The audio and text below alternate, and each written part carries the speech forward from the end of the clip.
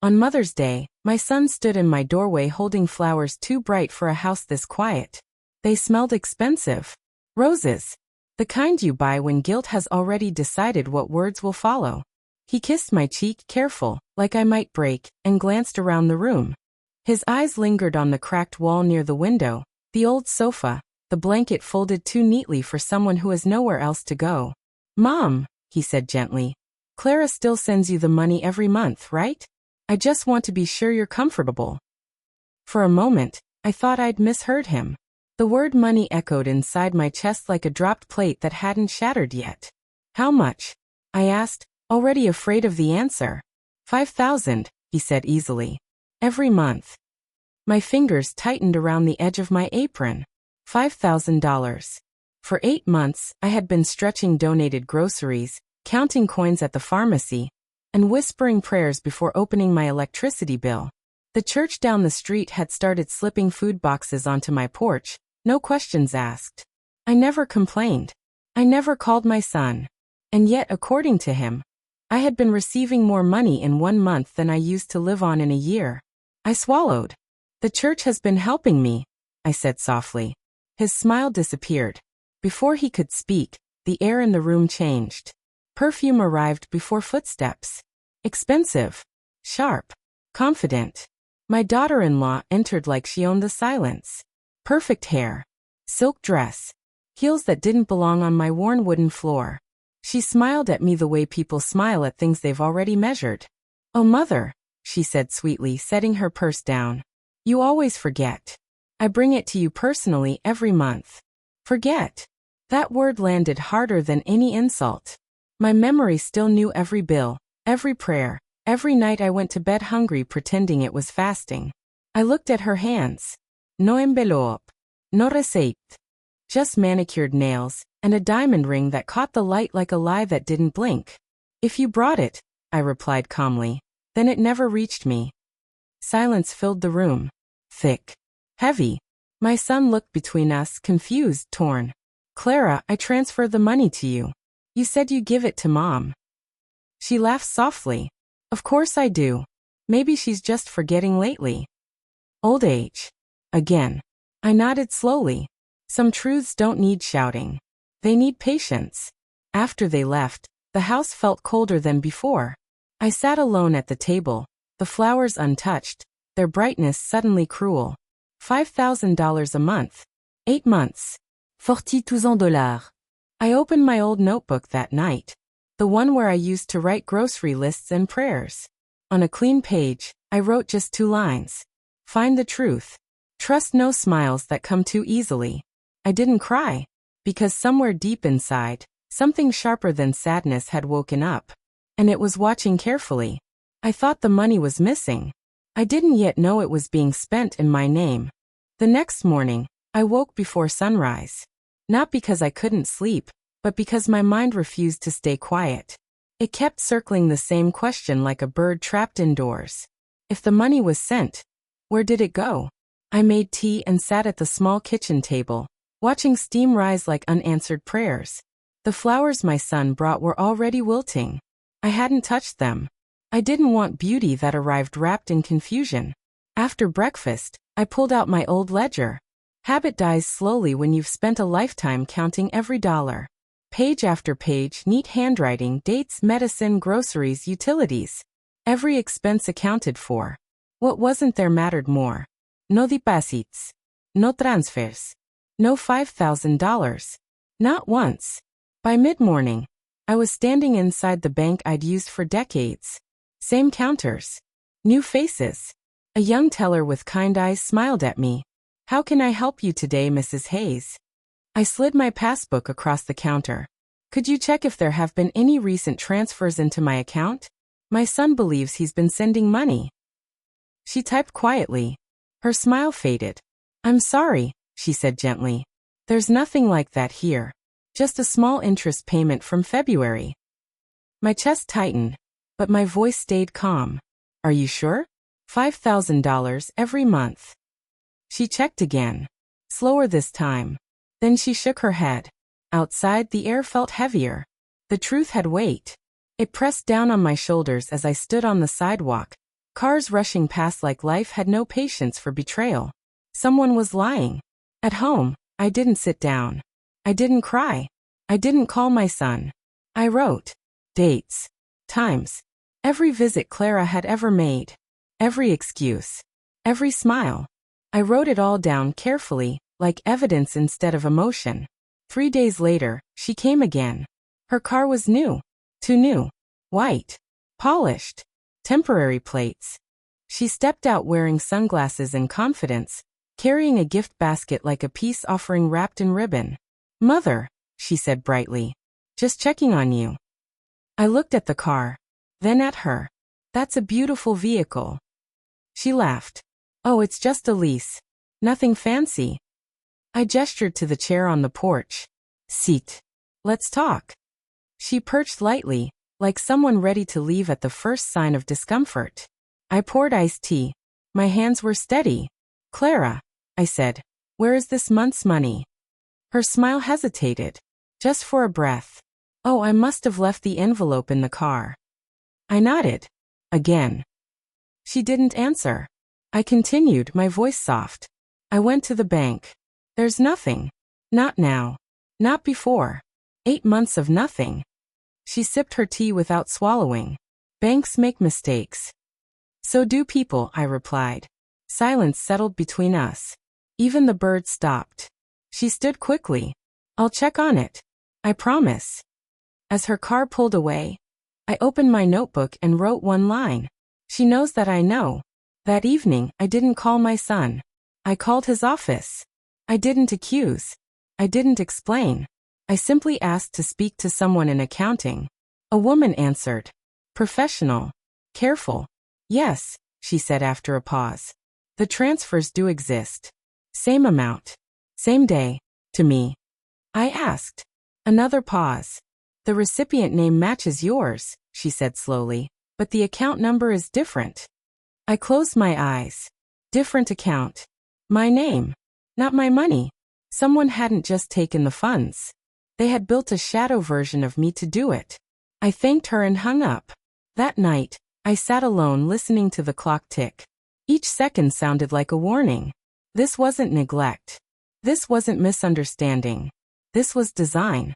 And I knew with terrifying clarity that the person who did this believed I was too old, too quiet, too invisible to fight back. They were wrong. The money wasn't missing anymore.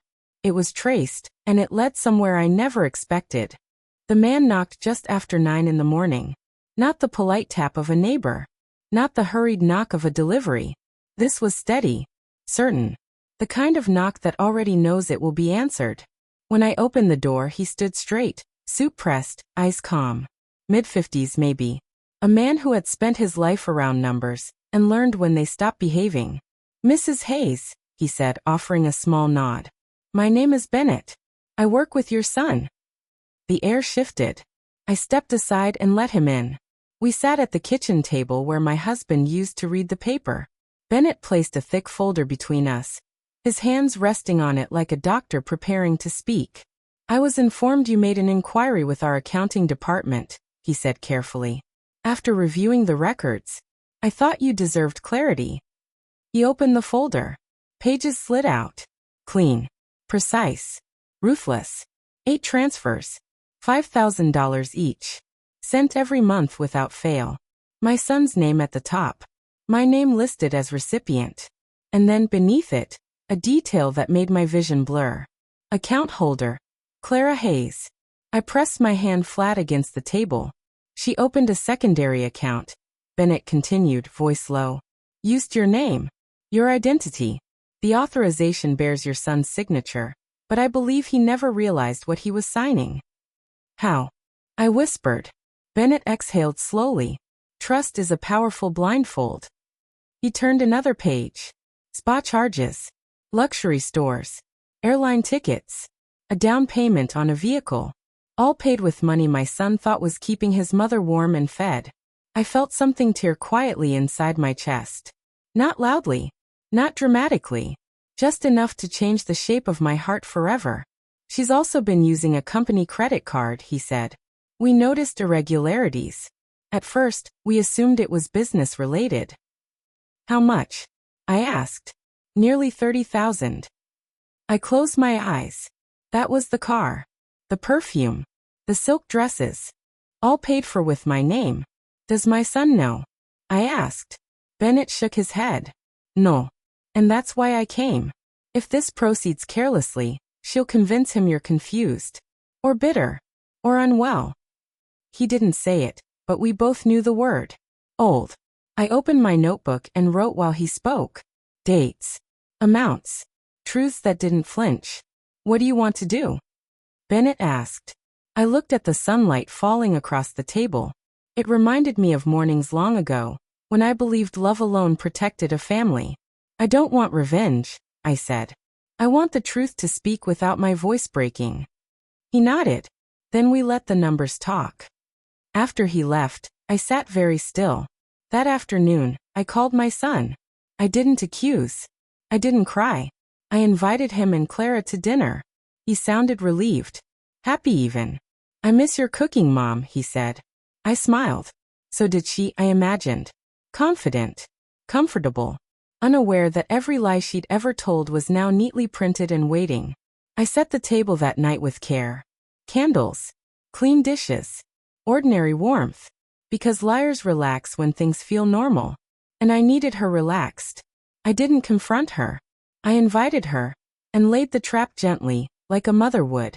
I cooked the way I always had when my son was little. Slowly. Patiently. With memory folded into every step. Roasted chicken. Mashed potatoes. Apple pie cooling on the counter. The house filled with a smell that belonged to a time before secrets learned how to sit at the table. I wanted everything to feel safe. Because when people feel safe, they stop guarding their words. They arrived just after sunset. My son first, smiling, carrying flowers he probably picked up on the way. Then her. Clara. Perfectly composed. Dressed like nothing in her life had ever been questioned. She kissed my cheek lightly. Mother, you look well. I smiled back. I am. We ate. We laughed. We talked about work, traffic, the weather. Normal things. Empty things. I waited. When dessert was served, I spoke casually, as if it meant nothing. I finally fixed the heater, I said. Thanks to the money you send. Clara's smile widened. Oh good, she said. I was worried you'd be uncomfortable. I nodded. You're very thoughtful. She reached for her wine. I leaned forward slightly. Remind me, Clara. What day do you usually send it? She didn't hesitate. The 10th. My son frowned. No, it's the 15th. I said it that way. The air snapped.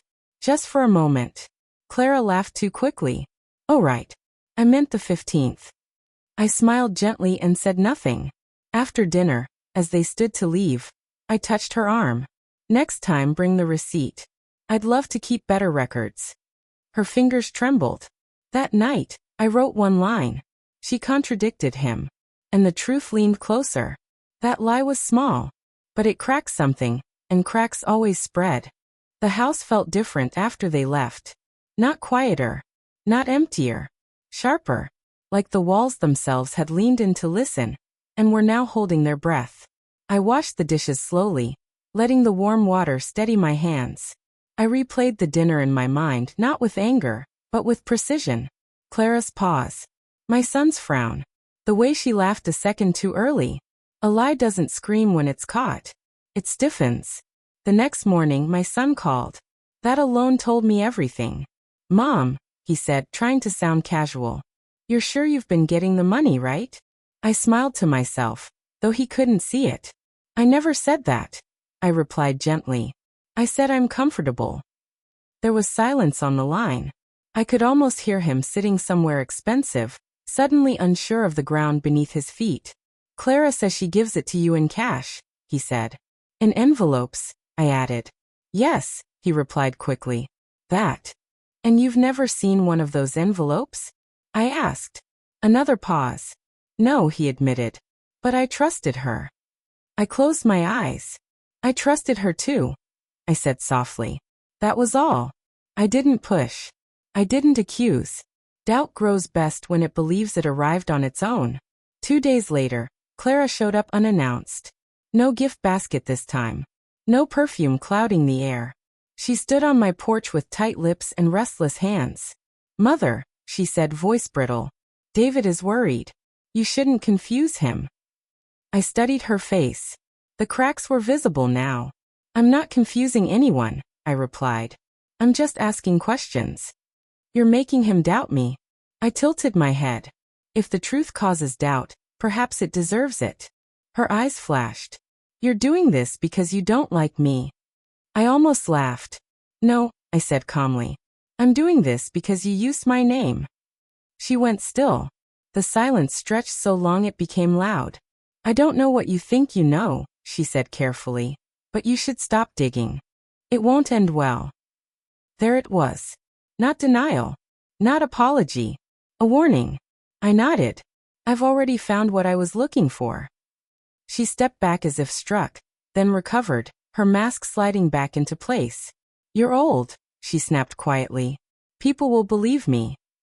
She turned and walked away. That night, Bennett emailed. Subject.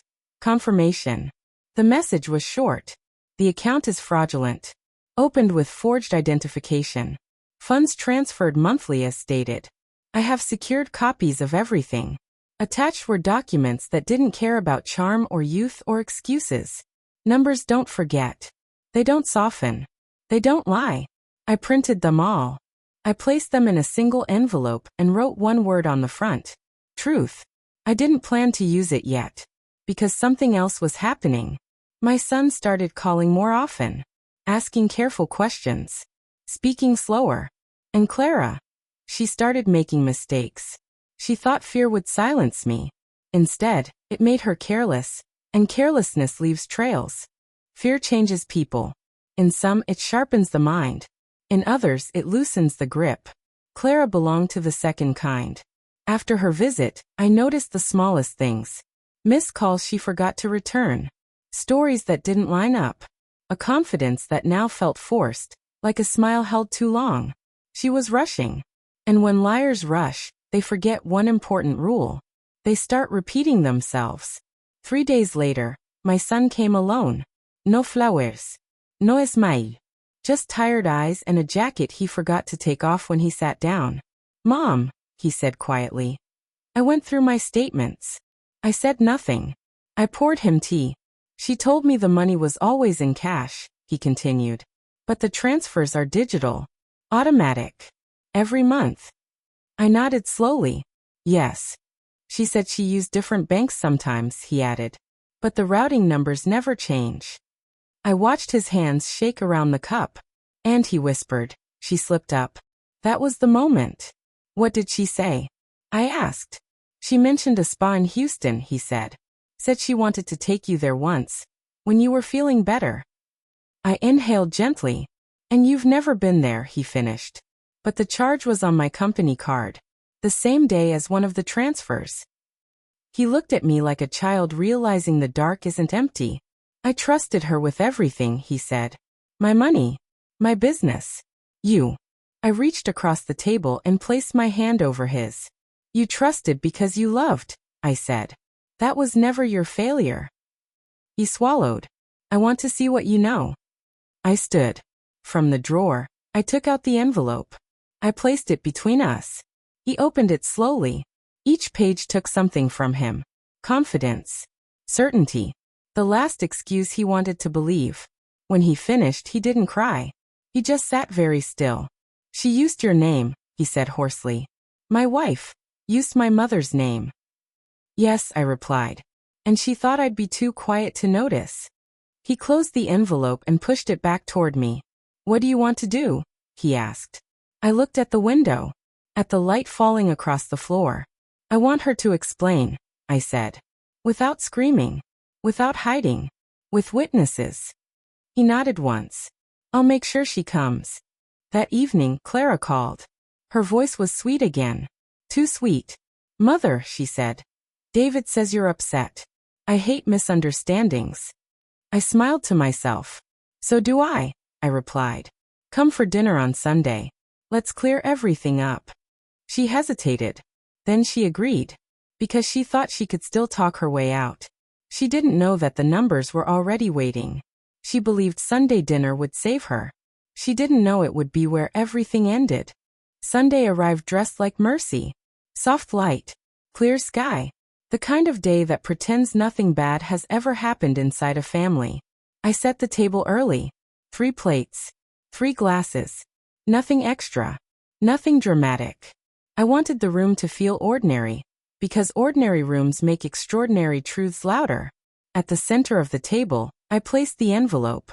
Not opened. Not hidden. Waiting. They arrived together. My son looked thinner than usual, his jaw tight, eyes careful.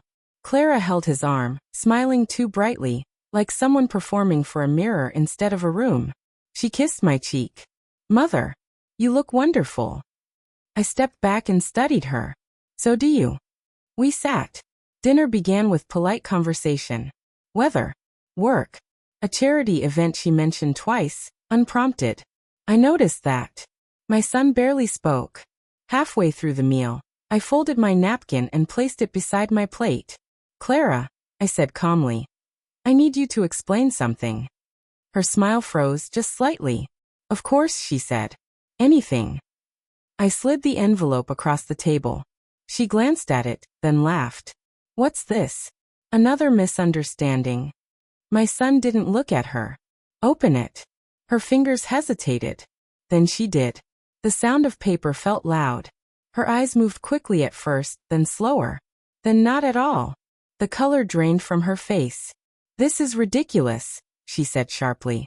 "You went behind my back?" I leaned forward. "Those are bank records. Invoices. Dates. Amounts." She pushed the papers away. "You're being manipulated." She's confused. My son finally looked up. "Stop," he said quietly. That single word landed harder than any shout. "She's not confused," he continued. "You told me the money went out on the 10th. I set it for the 15th.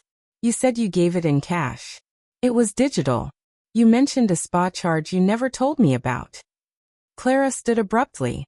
"You're choosing her over me?" He didn't answer. She turned to me, eyes sharp with something close to panic. "You don't understand how much pressure I'm under," she said. "I manage everything. I hold things together." "With my name?" I asked softly. Silence. "I was going to pay it back," she snapped. "You weren't using it. You didn't even notice." That was it. The moment. I stood. "I noticed hunger," I said evenly. "I noticed shame. I noticed church boxes left quietly at my door so no one would ask why my millionaire son's mother needed charity." Her mouth opened. Closed. My son's hands curled into fists. "You let my mother go without," he said, voice breaking. "And you wore it." She began to cry then. Real tears this time. Loud. Messy. "I loved you," she sobbed. "I did this for us." "No. Iraplia. You did this because you thought no one would stop you." She grabbed her purse. "I can't breathe here." She left without looking back. The door closed. The house felt hollow. My son stayed seated, staring at the empty chair. "I don't know who I married," he whispered. I touched his shoulder. "Sometimes," I said gently, "people reveal themselves only when they think the story is over." He looked up at me, eyes wet. "What happens now?" I looked at the envelope. "Now," I said, "we let the truth finish speaking." She walked out believing she'd lost a battle. She didn't realize the war had just begun. And the law was already listening. The house stayed quiet long after the door slammed. Not the peaceful kind of quiet. The kind that hums, waiting for something to break. My son didn't move.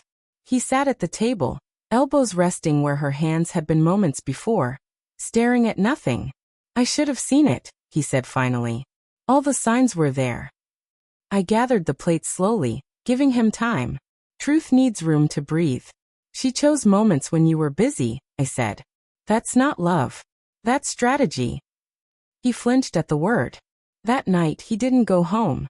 He slept on the couch, jacket folded under his head like a shield. I heard him pacing at dawn, whispering into his phone. Lawyers. Accountants. Questions he'd never imagined asking about his own marriage. By morning, Clara had gone silent. No calls. No apologies. No explanations. People often think silence means regret. Sometimes it means calculation.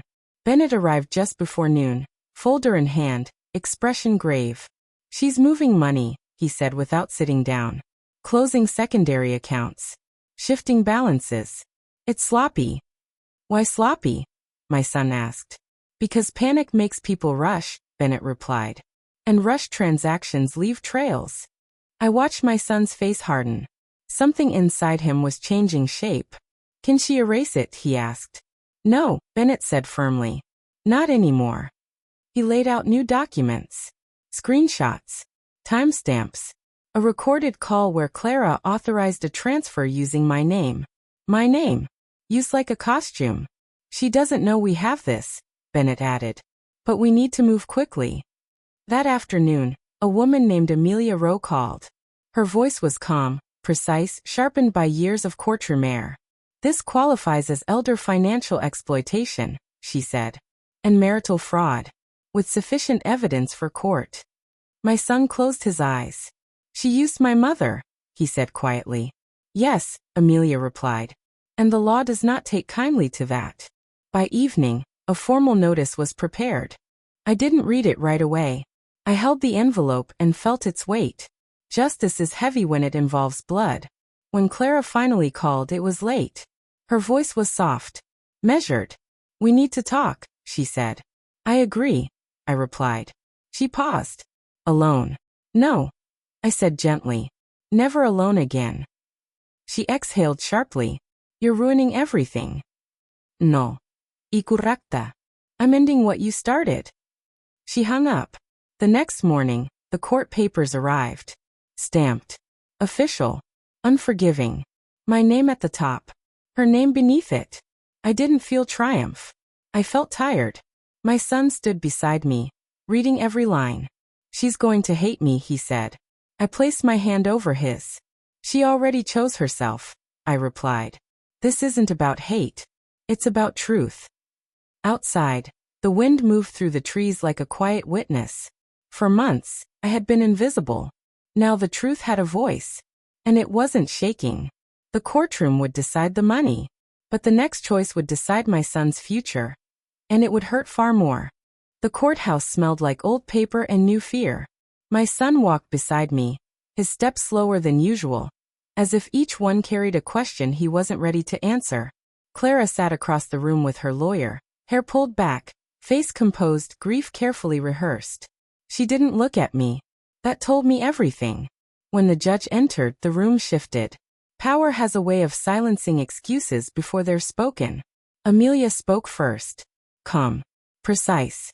Every sentence placed like a stone. She presented the evidence. The forged account. The digital transfers. The recordings. The months of neglect hidden behind luxury. Clara's lawyer tried to paint confusion. Stress. Miscommunication. A marriage under pressure. Then Amelia said the word. Exploitation. The room stilled. She described the church food boxes. The unpaid heater. The absence of funds meant for basic care. My son's head bowed. Clara finally looked at me then. Her eyes weren't angry. They were calculating. The judge's voice was even. This court finds sufficient evidence to proceed with full restitution and criminal review. The gavel struck. Not loudly. Decisively. Outside, the sky felt too wide. She could go to prison, my son whispered. I nodded. She made many choices. He rubbed his face with both hands. She's still my wife. That sentence carried more pain than anything said inside the courtroom. That night, he asked me something I hadn't prepared for. Would you forgive her? He asked quietly. I looked at him for a long time. Forgiveness, I said slowly, is not the same as protection. He nodded, tears finally spilling. A week later, Clara sent a message. Not to me. To my son. She wanted to reconcile. She promised therapy. Repayment. Change. He came to me with the message, eyes searching. What should I do? I took his hands in mine. You must decide who you become after betrayal, I said. That choice belongs to you. He didn't answer. Because some choices hurt no matter which door you open. The court would punish her crimes. But love would now ask its own price, and someone would have to pay it. My son didn't sleep that night. I knew because neither did I. When the house settles after midnight, it makes a sound like a long breath. Every creak becomes a thought. Every shadow remembers something it shouldn't. He sat at the kitchen table until dawn, staring at Clara's message on his phone as if it might rearrange itself into a different truth. I made mistakes. I was overwhelmed. I can change. Love is dangerous that way. It keeps old promises alive even when the person who made them has burned the map. By morning he finally spoke. She says she'll pay everything back, he said. Sell the car. Close the accounts. Start over. I poured him coffee. Money can return, I replied. Trust rarely does. He nodded, but didn't look convinced. 2 days later, Clara asked to see him. Not at home. Not at court. A cafe downtown. Neutral ground. Witnesses without loyalty. He asked me to come. I agreed, but I didn't sit with them. I chose a table near the window, close enough to observe, far enough to let truth move on its own. She arrived early. No silk dress this time. No heels. Soft sweater. Bare face. A woman carefully dressed as regret. When he sat down, she cried immediately. Not quietly. Not gracefully. Desperately. I never meant to hurt your mother, she said between sobs. I was drowning. I didn't know how to ask for help. He listened. Too kindly. I loved you, she continued.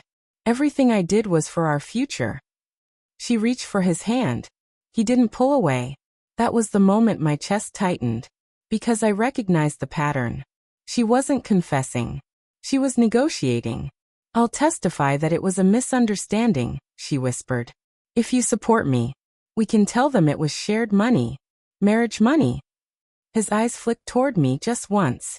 I shook my head, almost imperceptibly. She saw it. Her expression hardened for half a second before softening again. You're choosing her, she said quietly. He finally spoke. I'm choosing the truth. She froze. If you do this, she said, voice low, you'll lose me forever. He exhaled slowly. I already lost you, he replied. I just didn't know it yet. Her tears stopped. Like a switch flipped. She stood without another word and walked out. Not once did she look back. That night, my son packed a bag. Not to leave me. To leave her. The house felt different as he closed the door behind him. Not lighter. Clearer. Some storms don't destroy the house.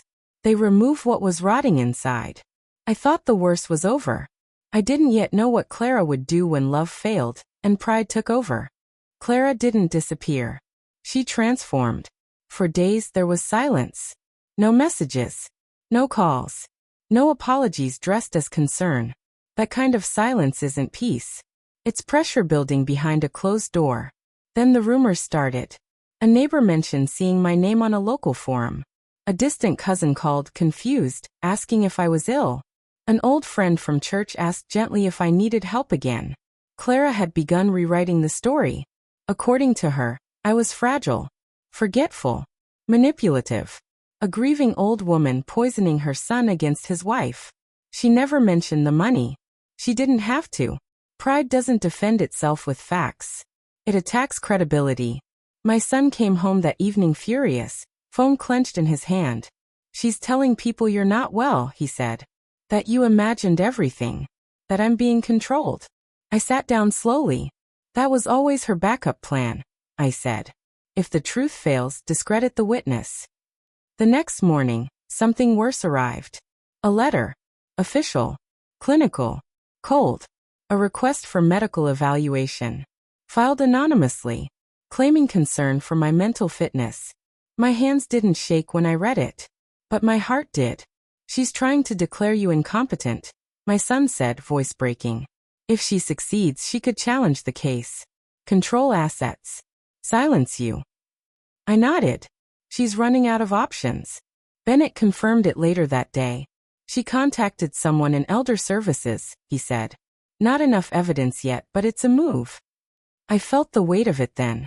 This wasn't about money anymore. It was about control. That night, I lay awake listening to the house breathe. I thought about all the years I had stayed quiet to keep peace. All the time silence felt like dignity. I realized something then. Silence protects abusers far better than victims. In the morning, I made a decision. I called Amelia. I want to testify publicly, I said. On record. In my own words. There was a pause. Are you sure? She asked. It will be exposed. Yes, I replied. That's the point. The hearing was scheduled quickly. Clara attended. She sat straight, chin lifted, eyes scanning the room like she was measuring exits. When it was my turn, I stood. No trembling. No notes. I am not confused, I said clearly. I am not fragile. And I did not imagine hunger. I spoke of the missing money, the church boxes, the forged account. I spoke of trust. And I watched as her certainty began to crack. Because pride is loud. But truth carries. Rehook for part 12. She tried to erase me by calling me weak. Instead, she handed me a microphone. And the room listened. The room was full in a way that made the air feel tight. Not crowded with people. Crowded with attention. Every chair was taken. Lawyers. Observers. A few faces I recognized from Clara's carefully planted rumors. They had come expecting to see a fragile old woman stumble over her words. I stood anyway. No podium. No script. Just me. The judge nodded once. Permission without ceremony. I spoke slowly, not because I was unsure, but because I wanted every word to land where lies couldn't reach it. I raised my son to believe that love is proven by care, I said. Not by appearances. Not by promises. By showing up when someone is hungry, cold, or afraid. Clara stared straight ahead. I trusted my daughter-in-law. I continued. Not because she earned it, but because family often receives trust before it deserves it. A murmur moved through the room. I described the months without heat. The nights I pretended I wasn't hungry. The church volunteer who never asked questions, but always left extra bread. I didn't cry. Tears would have made it easier to dismiss me. Instead, I held their eyes. When I discovered the money existed only on paper, I didn't scream. I said. I waited. I watched. I learned. I turned slightly then, just enough to face Clara. You used my name as if it were empty, I said calmly. As if age erases ownership. As if silence means consent. Her lawyer shifted uncomfortably. The judge leaned forward. And when you realized you were caught, I added. You tried to erase me. You called me confused, weak, unfit. I paused. I am neither. The room was utterly still. Amelia stood and submitted the final documents. Medical records.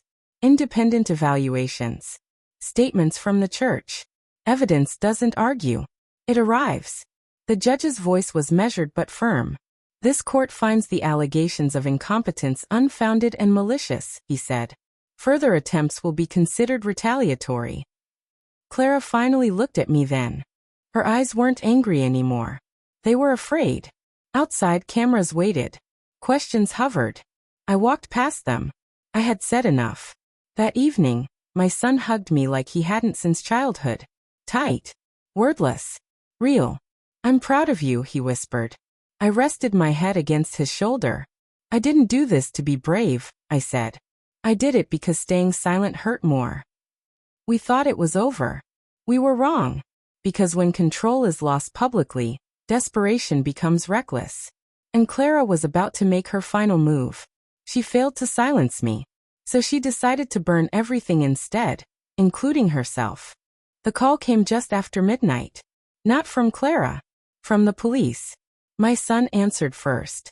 I watched his face drain of color as he listened, nodding slowly, like each word was landing one by one instead of all at once. When he hung up, the house felt suddenly smaller. She's been arrested, he said. At her apartment. I didn't ask why. I already knew something had finally broken. According to the officer, it started with a report. Reckless. Claiming financial misconduct inside my son's company. Fraud. Embezzlement. Accusations sharp enough to draw blood. Clara's last card. But lies, when thrown wildly, don't just miss their target. They ricochet. The company had already been audited. Thoroughly. Cleanly. Because of her. So when investigators followed the trail she pointed at my son, it curved back toward her. Multiple unauthorized transactions. False statements. Attempts to move remaining funds overseas just hours before. Desperation leaves fingerprints. When they entered her apartment, they found documents she forgot to destroy. Bank statements. Notes. Even drafts of emails she never sent, outlining how she planned to frame the narrative. She had written that phrase herself. Narrative. As if truth were just a story you could edit. My son sat down heavily. She tried to take me down with her, he said, voice hollow. After everything. I closed my eyes. That was the final truth. She hadn't loved him. She had loved what he protected her from. By morning, the news had spread quietly. Not headlines. Whispers. The kind that move through professional circles like cold air under a door. Her lawyer withdrew. The court added new charges. Fraud. Identity theft. Retaliation. Attempted obstruction.